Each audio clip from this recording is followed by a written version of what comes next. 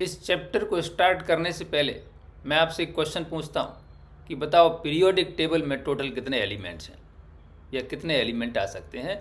आपको ये answer comment में जाके बताना है।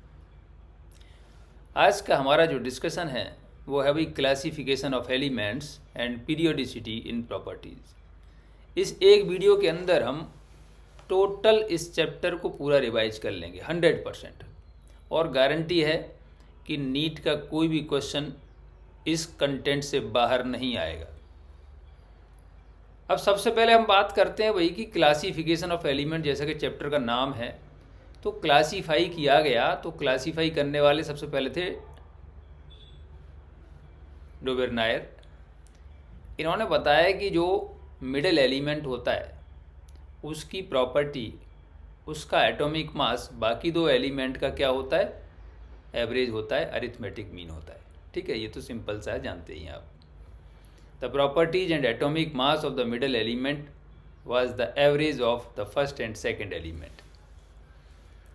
हमने यहाँ पर एग्जाम्पल नहीं लिए जानकर भी, क्योंकि बस इतना थ्योरी से ही काफ़ी रिवीजन हो जाता है।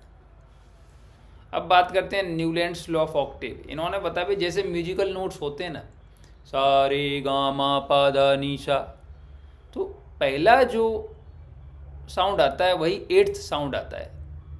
उसी तरीके से इन्होंने यहाँ पर बताया कि the properties of every 8th element are similar to the first element just like the musical notes. फिर बात करते हैं भाई टेलोरिक हेलिक्स। तो यहाँ पर बस इतना ही जान लीजिए कि इन्होंने भाई टेलोरिक हेलिक्स जो है एक पर्सन ने दिया था, साइंटिस्ट ने, उनका नाम था AEB डे चैन कोड ट्वाइस। अरे बहुत ही वही डिफ़िकल्ट नाम है, ठीक है, कोई ज़रूरत नहीं है। टेलोरिक हेलिक्स भी एक क्लासिफिकेशन था, उन्होंने एक सिलिंड्रिकल टेबल बनाया था। फिर आते हैं लोथर मेयर। लोथर मेयर ने क्या किया, इन्होंने स्टडी किया भाई एलिमेंट्स का। तो यहाँ पर देखो, ये यहाँ पर ले लिया एटॉमिक वॉल्यूम, ठीक है, एटॉमिक वॉल्यूम, और यहाँ पर एटॉमिक मास। इन्होंने ग्राफ प्लॉट किया और इस तरीके से ट्रेंड आया। यहाँ पर जो पीक है ना, पीक पे आप देख रहे हो ये एल्कली मेटल आ रहे हैं, पीक पे एल्कली मेटल हैं, बॉटम पे ट्रांजिशन मेटल्स हैं। ये जो कर्व है इसका ये डिसेंडिंग पार्ट है, इस पे क्या आ रहे हैं, एल्कलाइन अर्थ मेटल्स। जो असेंडिंग पार्ट है उसमें नोबल गैस से पहले हेलोजन आ रहा है, नोबल गैस से पहले हेलोजन, नोबल गैस से पहले हेलोजन। तो ये लोथर मेयर का कर्व था। इसके बाद आप जानते हो भाई कौन आए, भाई मेंडलीव आए। मेंडलीव बहुत ही होशियार व्यक्ति थे। इन्होंने पीरियोडिक लॉ भी दिया। ये कहते हैं properties of elements are the periodic function of their atomic masses. ठीक है, एटॉमिक मास के अकॉर्डिंग इन्होंने अरेंज किया। इनकी टेबल के कुछ इंपॉर्टेंट फीचर मैं आपको बता रहा हूँ। इन्होंने क्या किया भाई, इन्होंने स्टडी किया hydride, oxide and chloride of various elements. ठीक है, उन सब में जो सिमिलरिटी होती थी उनको एक ही ग्रुप में रख देते थे। वर्टिकल कॉलम को ग्रुप बोला गया, हॉरिजॉन्टल रोज को सीरीज बोला गया, आज इनको पीरियड्स बोलते हैं। इन्होंने अपनी पीरियोडिक टेबल में कुछ जगह छोड़ दी और उसका नाम भी बताया। कहते हैं ए का एल्यूमिनियम होगा इन फ्यूचर, ठीक है, और उसका नाम बाद में गैलियम रखा गया। कहते हैं ए का सिलिकॉन डिस्कवर किया जाएगा, बाद में जर्मेनियम के नाम से डिस्कवर किया गया। अब देखते हैं डीमेरिट्स क्या थी इनकी। डीमेरिट्स क्या थी, तो position of hydrogen and isotopes. क्यों, क्योंकि आइसोटोप वो होते हैं जहाँ मास नंबर, उनके आइसोटोपिक मास अलग होते हैं, तो उनको अलग अलग जगह रखना चाहिए, लेकिन इन्होंने क्या किया भाई, एक ही जगह रख दिया, तो इनकी कमी हो गई। He did not follow atomic mass as the criteria of classification strictly. जैसे iodine is kept ahead of tellurium. आप देखेंगे तो आयोडीन का जो मास है वो टेलुरियम से कम है, तो वो पहले आना चाहिए, टेलुरियम बाद में आना चाहिए। पर इन्होंने क्या किया, इन्होंने पहले टेलुरियम को रखा, बाद में आगे रखा आयोडीन। फिर आती हुई मॉडर्न पीरियोडिक टेबल की बात। ये किसने दिया था, मोस्टली ने दिया था। इन्होंने स्टडी किया था एक्स रेज और उनका फ्रीक्वेंसी। ये कहते हैं जब square root of frequency is equal to a z minus b होता है, यहाँ पर ए और बी होते हैं constant, z atomic number, nu frequency of x-ray जो उन्होंने स्टडी करी, तो उन्होंने ग्राफ प्लॉट किया तो देखा भी स्ट्रेट लाइन आती है। इसलिए उन्होंने एक जनरलाइजेशन बताया और कहते हैं कि atomic number is more fundamental property. ठीक है, इसलिए एटॉमिक नंबर क्लासिफिकेशन का आधार बेसिस होना चाहिए। तो कहते हैं properties of elements are the periodic function of their atomic numbers not atomic masses. अब आगे बढ़ेंगे भाई। एक हमारे एनसीईआरटी में नोमेनक्लेचर ऑफ एलिमेंट दिया है विद जेड, मतलब एटॉमिक नंबर ग्रेटर देन 100। तो ये बहुत ही आसान है।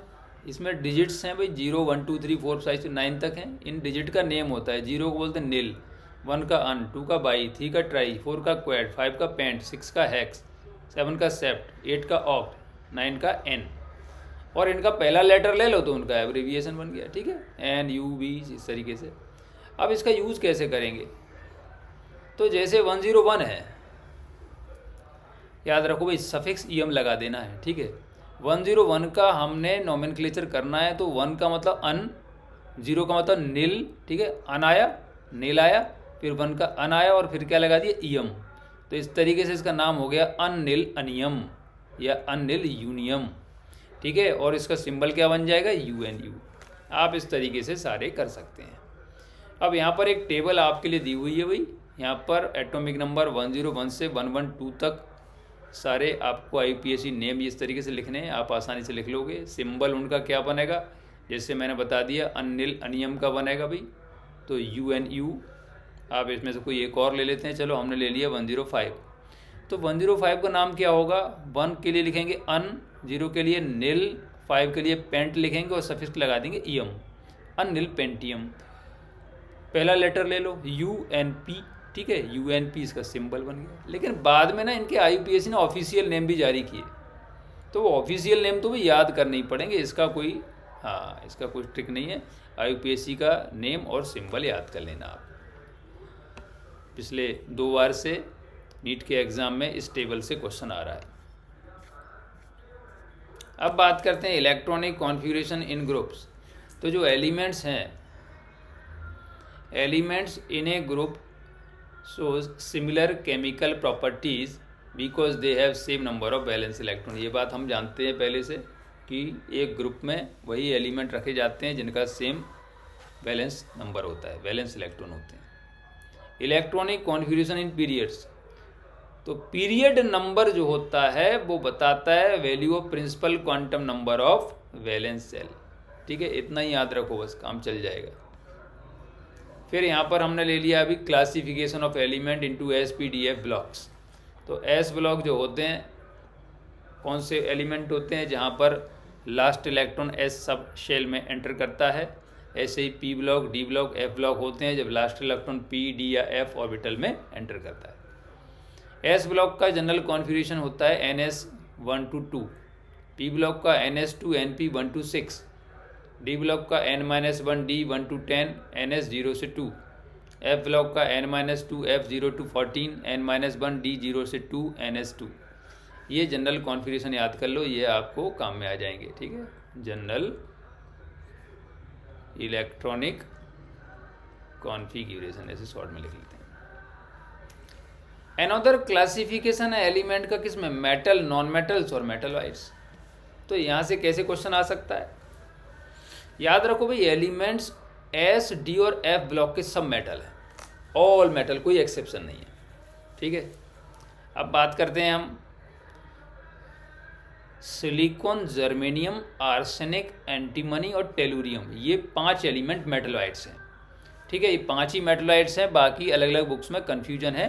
तो NCERT के अकॉर्डिंग जो 5 हैं वही हम मान लेते हैं।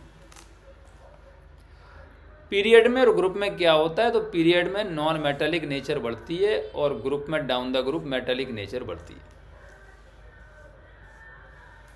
Third period elements are called typical element भी इनको कहते हैं, ये भी याद रखेंगे। और एक पॉइंट याद रख लो कि S और P ब्लॉक के जो एलिमेंट हैं टुगेदर उन्हें बोलते हैं रिप्रेजेंटेटिव एलिमेंट्स और ठीक है मेन ग्रुप एलिमेंट्स। फिर यहाँ पर एक अच्छा सा मेथड दिया है, method to predict period, group and block. कोई अननोन एलिमेंट है उसका निकालना भी बताना है क्या होगा, कौन से ग्रुप में, कौन से पीरियड में, कौन से ब्लॉक में है। तो सबसे पहले इलेक्ट्रॉनिक कॉन्फ़िगरेशन लिखो SPDF में। पीरियड क्या होगा? Principal quantum number of valence shell. Block क्या होगा? सब शेल ऑफ लास्ट इलेक्ट्रॉन जिसमें जाएगा। ग्रुप क्या होगा? बहुत ही बढ़िया तरीका है ग्रुप निकालने का, valence electron for S block. ठीक है, अगर P ब्लॉक है तो 10 प्लस वैलेंस इलेक्ट्रॉन कर दो, ग्रुप का नंबर आ गया। और अगर D ब्लॉक है तो उसमें इलेक्ट्रॉन ना D और S दोनों वाले ऐड कर दो। जो सबसे आगे लास्ट में आता है ना NS, उससे पहले D आता है, इन दोनों के इलेक्ट्रॉन ऐड कर दो, D ब्लॉक का ग्रुप नंबर आ जाएगा। अब देखो F ब्लॉक में हमें कोई ज़रूरत पड़ती नहीं है, क्यों? एटॉमिक नंबर 58 से 71 अगर है तो याद कर लो, 6 पीरियड है, 3rd ग्रुप है, F ब्लॉक है, इन्हें बोलते हैं लेंथेनाइड्स। एटॉमिक नंबर 90 से 103 के बीच में अगर आता है, ठीक है, तो ये 7th पीरियड है, ग्रुप वही 3rd रहेगा, F ब्लॉक रहेगा, एक्टिनाइड्स इसे बोलते हैं। यहाँ तक हमारा क्लासिफिकेशन और ये जनरल डिस्कशन हो गया। इसके आगे अब हम चलते हैं, कहाँ चलते हैं भाई? हम चलते हैं पीरियोडिक प्रॉपर्टीज़ की तरफ, जो सबसे इम्पोर्टेंट पार्ट है और जहाँ से क्वेश्चन आते हैं। उसमें हम पीरियोडिक प्रॉपर्टीज समझने से पहले बात करेंगे इफेक्टिव न्यूक्लियर चार्ज क्या है। तो देखिए, मैं यहाँ पर एक छोटा सा डायग्राम आपको समझाने के लिए बना रहा हूँ। ये न्यूक्लियस है, ठीक है, और यहाँ पर ये इस तरीके से इलेक्ट्रॉन रखे हुए हैं, ये इलेक्ट्रॉन है। ये जो आउटर मोस्ट का इलेक्ट्रॉन है इसे क्या बोलते हैं? वैलेंस इलेक्ट्रॉन, वैलेंस इलेक्ट्रॉन कहते हैं। और बाकी अंदर के जो इलेक्ट्रॉन है ना, इन्हें बोलते हैं कोर इलेक्ट्रॉन, ठीक है।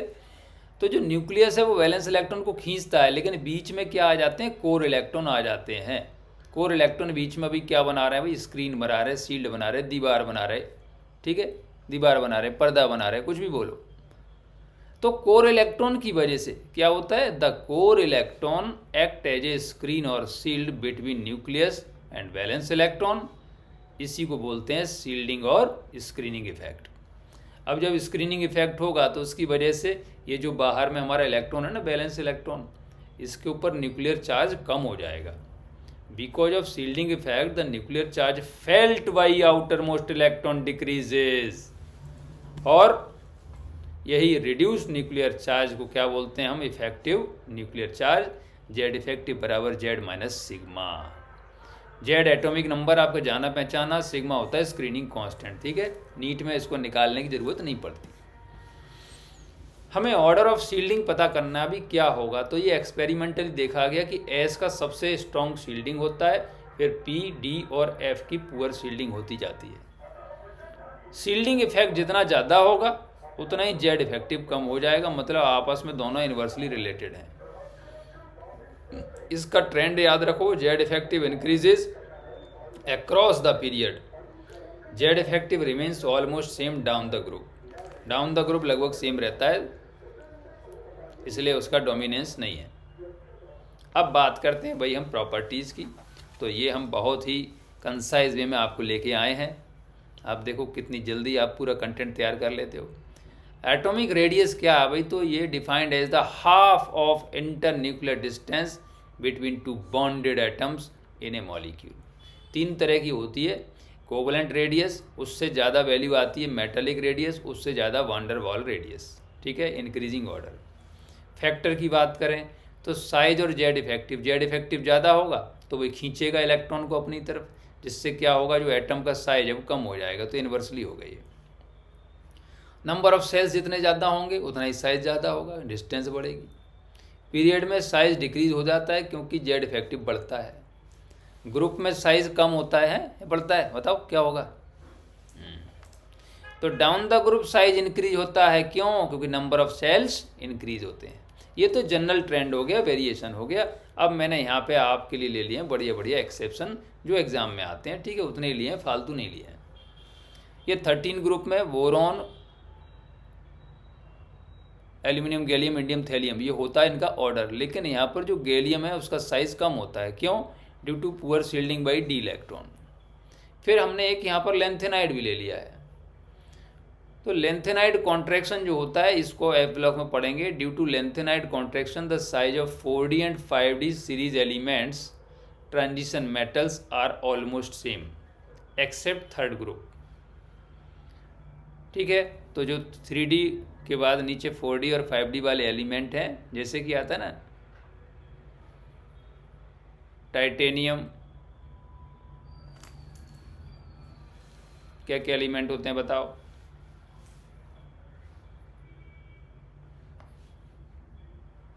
ये होता है ना SCTI, VCr, Mn, Fe, Co, Ni, Cu, Zn, ठीक है। ये तो हमारे सारे एलिमेंट हो गए भाई 3D सीरीज़ के। तो इनका साइज़ तो किस तरीके से होता है वो यहाँ पे दिया हुआ है कि शुरू के 4 एलिमेंट है ना, ऐसे ही इनका साइज़ डिक्रीज़ हो रहा है, बाद के 4 एलिमेंट में ऑलमोस्ट सेम है, और उसके बाद 2 एलिमेंट में साइज़ इंक्रीज़ हो रहा है। तो size of 3D series elements ये हमने यहाँ पर दिया हुआ है। इसके नीचे जो 4D सीरीज़ और 5D सीरीज़ के एलिमेंट होंगे, तो 3D से 4D जाओगे तो साइज बढ़ेगा, लेकिन 4D और 5D का ऑलमोस्ट सेम होता है ड्यू टू लेंथेनाइड कॉन्ट्रैक्शन। तो बस यही 3 पॉइंट याद रख लो, काम चल जाएगा।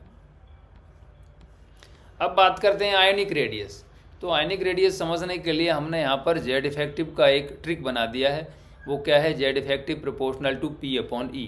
P क्या है भाई? प्रोटॉन का नंबर, मतलब एटॉमिक नंबर, और E है यहाँ पर इलेक्ट्रॉन का number.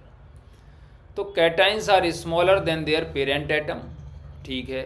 Anions are larger than their parent atom, और आइसो इलेक्ट्रॉनिक स्पीसीज हैं तो नेगेटिव चार्ज बढ़ने से साइज बढ़ता है, ठीक है। तो एल्यूमिनियम 3+, Mg2+, Na+, इस तरीके से ये आइसो इलेक्ट्रॉनिक के समय 10 इलेक्ट्रॉन होते हैं, नेगेटिव चार्ज बढ़ रहा है लेफ्ट टू राइट, इसलिए साइज इंक्रीज हो रहा है। फिर यहाँ पर ये पॉइंट ले लिया एक additional, size of ions in aqueous medium. तो एक्वस मीडियम में वाटर सराउंड करता है, पोलर नेचर होने से हाइड्रेटेड आयन बना देता है। तो जो हाइड्रेटेड आयन, जितना ज़्यादा हाइड्रेशन उतना ही ज़्यादा हाइड्रेटेड आयन का साइज होगा। Size of hydrated ion inversely proportional to size of ion, ठीक है, ये याद रखोगे। आयन छोटा होगा तो उसमें जो है वो चार्ज डेंसिटी ज़्यादा होगी, उसका हाइड्रेशन ज़्यादा होगा, हाइड्रेटेड आयन बड़ा बनेगा। Smaller the ion more is hydration, larger the hydrated ion. इस तरीके से ये पॉइंट याद रखेंगे। दूसरी प्रॉपर्टी है भाई आयनाइजेशन एंथैल्पी, IE जिसे बोलते हैं। अब एनर्जी है तो यूनिट क्या होगी? जूल पर मोल या किलो जूल पर मोल, लिख लो, चलो जूल पर मोल यूनिट हो गया। तो इलेक्ट्रॉन निकालने में जो एनर्जी लगती है उसको आयनाइजेशन एंथैल्पी कहते हैं। The amount of energy required to remove an electron from outer most shell of an isolated gaseous atom is called ionization enthalpy. अब आयनाइजेशन एंथैल्पी जो है हमेशा बढ़ती जाएगी। पहला इलेक्ट्रॉन निकालोगे एनर्जी कम लगेगी, फिर दूसरा इलेक्ट्रॉन निकालोगे तो एनर्जी और ज़्यादा लगेगी, तीसरा इलेक्ट्रॉन निकालोगे और ज़्यादा लगेगी। क्यों? क्योंकि जैसे इलेक्ट्रॉन रिमूव करते हैं पॉजिटिव चार्ज बढ़ता है, और अब इलेक्ट्रॉन का अट्रैक्शन उसके साथ बहुत बढ़ जाता है। फैक्टर्स, तो जेड इफेक्टिव ज़्यादा होगा, आयोनाइजेशन एनर्जी ज़्यादा होगी। साइज और आयोनाइजेशन एनर्जी, तो साइज अगर बड़ा है तो इलेक्ट्रॉन न्यूक्लियस से दूर हो गया, ठीक है, इसलिए इजीली निकल जाएगा, आयोनाइजेशन एनर्जी कम होगी। तो I inversely to size. Ionization energy directly proportional to stability of half and fully filled orbitals. Ionization energy directly proportional to penetration power, और पेनिट्रेशन पावर मतलब क्लोजनेस टू न्यूक्लियस, तो ये SPDF इसका order होगा। अब आपसे पूछा जाए भाई जनरल ट्रेंड क्या होगा, तो पीरियड में आयनाइजेशन एनर्जी बढ़ती है क्योंकि जेड इफेक्टिव बढ़ता है, ग्रुप में कम होती है क्योंकि साइज बढ़ता है। इस तरीके से एक्सप्लेनेशन याद रखेंगे। एक्सेप्शन ये जो इंपॉर्टेंट थे वो यहाँ पे सारे दे दिए गए हैं। Ionization energy of second group का 13th ग्रुप से ज़्यादा होता है, क्योंकि यहाँ पे इनका फुली फिल्ड ऑर्बिटल होता है 2s2 या 3s2। Ionisation energy of 15 group ज़्यादा होती है 16 ग्रुप से, क्योंकि 15 ग्रुप में क्या होता है भाई, हाफ फिल्ड p ऑर्बिटल। ये ट्रेंड ऐसे लिख दिया, लिथियम, बोरॉन, अब बेरिलियम इससे आगे आ गया, कार्बन ऑक्सीजन, नाइट्रोजन ऑक्सीजन से आगे आ गया, फ्लोरीन नियॉन, सेकेंड पीरियड का ट्रेंड है। 13 ग्रुप में फिर एक्सेप्शन है भाई। क्या एक्सेप्शन है? देखो, थैलियम यहाँ आ गया, गैलियम इधर आ गया। और थैलियम क्यों आ गया? क्योंकि इसमें poor shielding by F electrons होती है। आइसोटोप के केस में जैसे जैसे आइसोटोपिक मास बढ़ेगा एनर्जी भी बढ़ती है ना, protium, deuterium, tritium. Ionization energy proportional to isotopic mass, से याद कर लो। Valence electron and core electron has very large gap in ionization energy. ये बहुत बढ़िया पॉइंट है, यहाँ पर हम ज़्यादा एलाबोरेट नहीं कर सकते।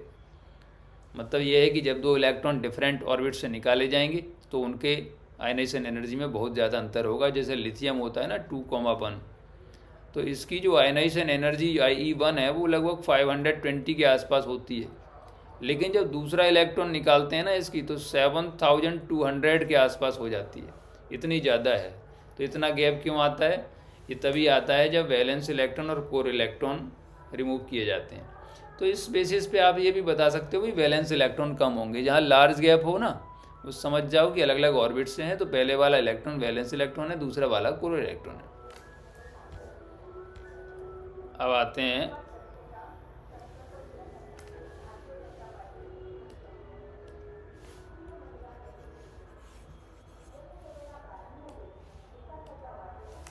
हाँ, हम बात कर रहे हैं भाई इलेक्ट्रॉन गेन एंथैल्पी की बात कर रहे हैं। The amount of energy associated with the gain of electron by the isolated gaseous atom. अब ये रिवर्स हो गया, आयनाइजेशन एनर्जी का अपोजिट हो गया। वहाँ इलेक्ट्रॉन रिमूव कर रहे थे, यहाँ इलेक्ट्रॉन देने जा रहे हैं। तो जब इलेक्ट्रॉन रिमूव कर रहे थे एनर्जी हम दे रहे थे, उसको एब्जॉर्ब हो रही थी। तो जब इलेक्ट्रॉन गेन होगा तो क्या होगा? एनर्जी रिलीज होगी। तो यहाँ पे जनरली एनर्जी रिलीज होती है, डेल्टा एच निगेटिव हो जाता है, मतलब प्रोसेस हो जाता है एक्सोथर्मिक।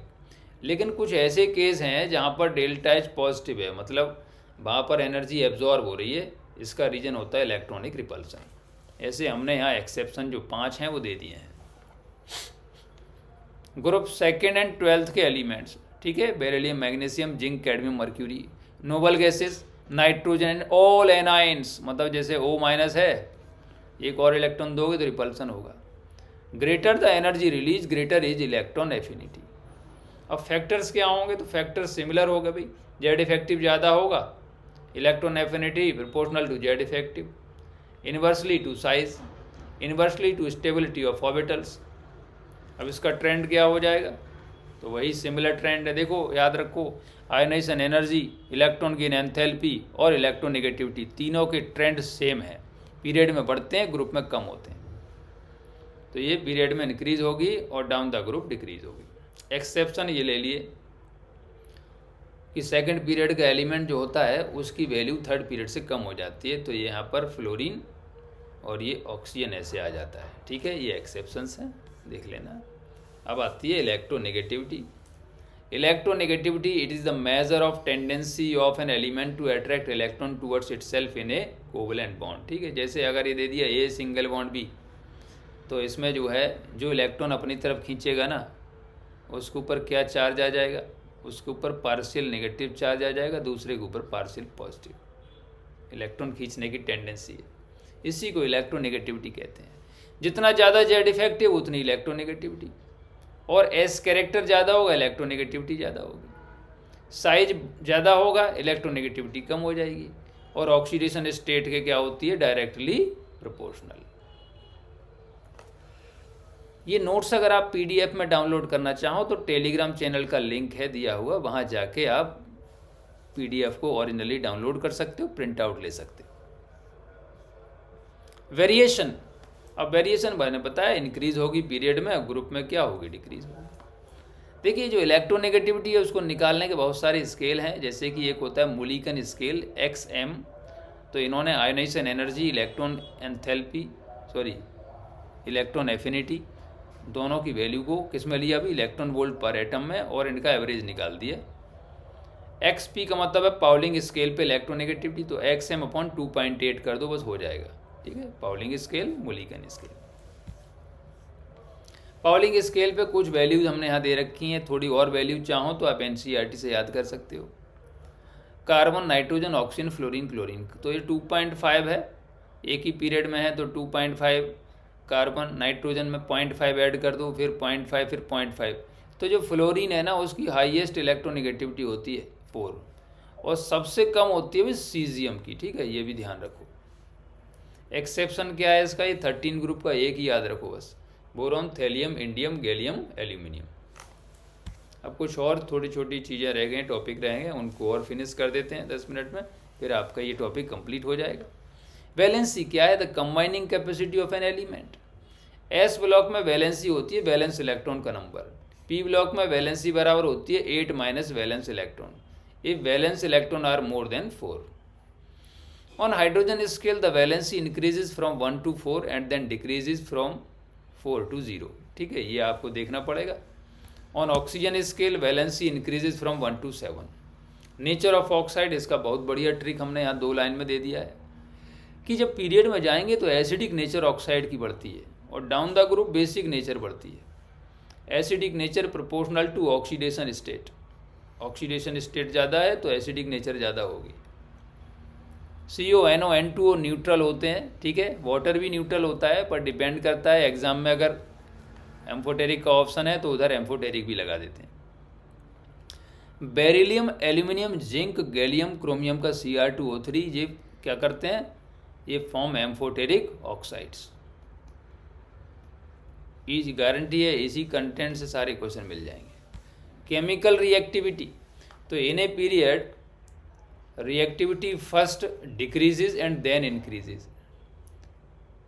क्या होता है, जैसे हमारे जो फर्स्ट ग्रुप वाले हैं ना, सोडियम, अल्कली मेटल सबसे ज़्यादा रिएक्टिव हैं और उधर नॉन मेटल में हैलोजन रिएक्टिव है, तो यहाँ पर रिएक्टिविटी मैक्सिमम है, तो इधर जाएंगे तो डिक्रीज होगी पहले और फिर उसके बाद फिर अगेन इंक्रीज होगी। तो ये यहाँ पर डिक्रीज और यहाँ पर फिर क्या हो जाएगी? इंक्रीज हो जाएगी।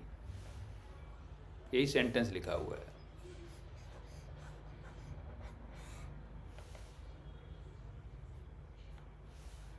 ठीक है, in a period reactivity first decreases and then increases.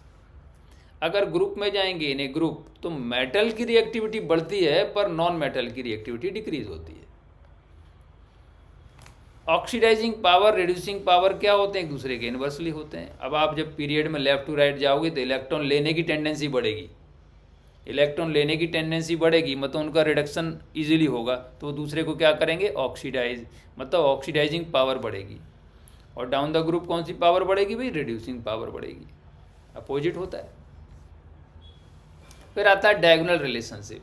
तो सेकंड पीरियड के एलिमेंट थर्ड पीरियड के डायगोनल जो रिलेशन जो एलिमेंट हैं उनके साथ कुछ प्रॉपर्टी का सिमिलरिटी दिखाते हैं, इसी को डायगोनल रिलेशनशिप बोलते हैं।